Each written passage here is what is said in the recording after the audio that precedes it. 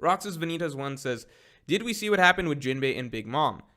No, which is disappointing to me personally, just because when the... This is one of those things where it's like, it's kind of how it goes with One Piece sometimes, which is like, when we got that huge, so we finished Whole Cake Island, all of these things are coming to a head. We get this huge cliffhanger, unprecedented cliffhanger, by far the biggest single cliffhanger we've ever had at the end of an arc, of Jinbei, the Sun Pirates, and Germa basically being left behind to deal with the Big Mom Pirates. And the final pages we're left with seem to imply that there's some sort of a dark ending or something really bad is happening to them because Big Mom has arrived and everything is, all the shading is black, everyone's terrified, what's going to happen, right? So that's what it looked like, right? So none of us knew what to expect from that cliffhanger, but a lot of people were kind of bummed by that cliffhanger in itself. It was like, well, what's this going to lead to? Why is Oda leaving us in the dark and everything like that about this, right? And then the answer is that ultimately led to nothing.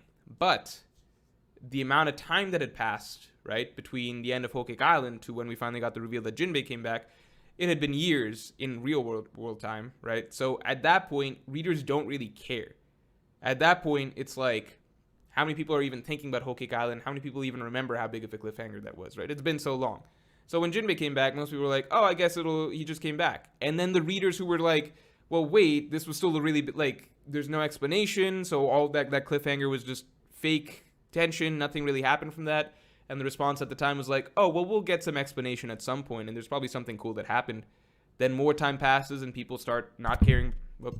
More time passes, people even forget about that. Even that's in the rear view. So now people, barely even think about it, like, oh, what happened with that shit? So long way of saying is basically, this is something that I see people say very often, which is like, oh, well, if you have a problem with this or that or this not being resolved, well, Oda's just going to answer it later, so you can't criticize right now.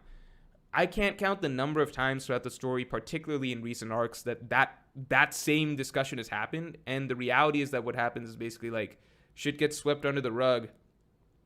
And basically anything that was a glaring issue at that point in time, people ignore it, say it'll be resolved later, it never gets resolved, and then people wave it away. It's like, oh, it wasn't a problem. To me, that's frustrating because I'm someone that rereads somewhat frequently. I just have to because of videos and everything like that, and because it's my favorite series. So for me, I care a lot about the flow of the overall story. So if I'm going back and rereading Whole Cake Island, do you understand, for me, getting to the conclusion of that arc and everything coming to a head and all of it boiling down to this huge sort of honestly amazing cliffhanger where everything is up in the air. All these plot threads are the lives of these characters are hanging in a balance. Oda seems to be implying that something crazy is about to happen off screen. But the Strats are going to get away just in the nick of time to avoid that. For me, reading all that and then knowing that nothing comes of this, and this was actually just, I don't even know, a cliffhanger just for the sake of a cliffhanger? I literally don't know, because he didn't need to do that. I would call it heavily misleading the reader or something like that. I don't know. For me to get to the end of that arc and be like, okay, but I know that that's actually nothing exciting.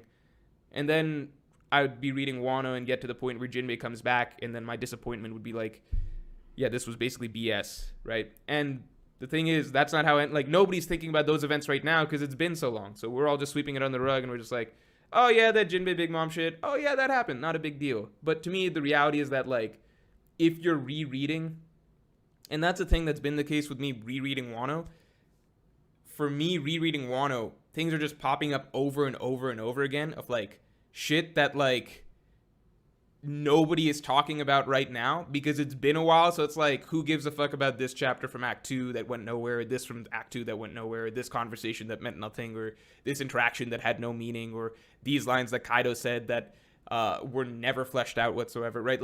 No, everyone's shifted that stuff under the rug. The things that people are remembering at the moment are Gear 5th, Zoro beat King, that was cool. Remember Roof Piece, that was cool. Those are the things people are kind of hanging their hat on. To me, that's not how I personally read. For me personally, there is no arc similar to this arc where I can be rereading the whole thing and chapter after chapter, I'm like, what was this? Why is this? What is this interaction? Why is this a thing, etc. I don't read any Slobby and think that. I don't read Dressrosa and think that. I don't read Whole Cake Island. That's one example, right? But for the most part, Whole Cake Island was a pretty tightly written arc, to be honest. I know I'm going off on like a bit of a tangent here, but like I'm just saying, like I'm curious how many people are rereading Wano right now and how you guys are feeling about that.